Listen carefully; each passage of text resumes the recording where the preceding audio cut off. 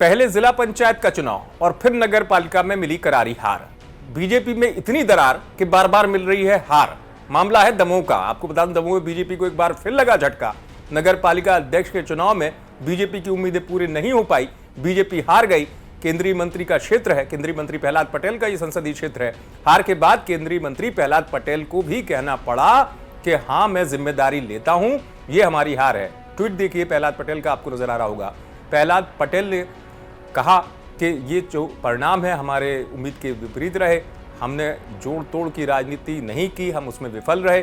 हाँ, सहमति मेरी थी अल्पमत के बावजूद कि हम यहाँ नगर पालिका अध्यक्ष बनाए, लेकिन नहीं बना पाए, तो हार की जिम्मेदारी लेता हूं। और ये भी लिखा कि आगे हमारी टीम जो है विकास के लिए, संगठन के विस्तार के लिए काम करेगी।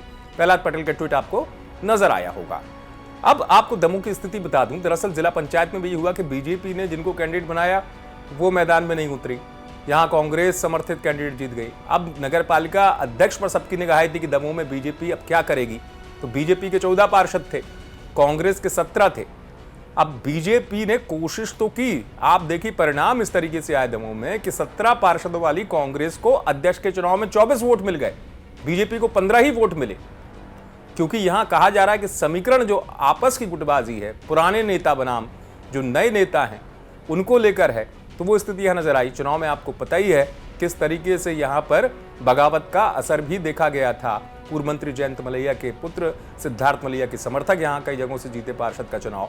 लेकिन दिलचस्प बात यह भी रही कि अगर सब कुछ ठीक था यहां अध्यक्ष चुनाव को लेकर, तो आप देखिए कि 24 वोट कांग्रेस को अध्यक्ष के लिए मिले, लेकिन वही नगर पालिका उपाध्यक्ष का पद जो था उसके लिए वोट पड़े तो बीजेपी को 19 मिल गए, यहां कांग्रेस को 20 वोट मिले, यानी 1 वोट का अंतर रहा। यहां पर बीजेपी के पक्ष में 19 वोट चले गए, अध्यक्ष में नहीं गए। अब इसको लेकर सवाल उठ रहे हैं। यही वजह केंद्रीय मंत्री प्रहलाद पटेल पहले भी गुटबाजी की बात कह चुके हैं कि जिन्होंने संगठन में रहकर भी संगठन के लिए काम नहीं किया, इसकी चर्चा वो करेंगे ऊपर तक। लेकिन एक बार फिर मिली इस हार के बाद चर्चा है कि बीजेपी बार बार दमोह में क्यों हार रही है। उपचुनाव में कांग्रेस का विधायक बना, कांग्रेस के विधायक बनने के बाद अब ये पंचायत चुनाव में हार मिली और उसके बाद नगर पालिका अध्यक्ष भी कांग्रेस का ही बन गया, जिसके बाद सियासी चर्चा इस बात की होने लगी। दमोह से आप तक ये पहुंचाई है हमारी संवाददाता खबर शांतनु भारत ने। आप देखते रहे एमपी तक।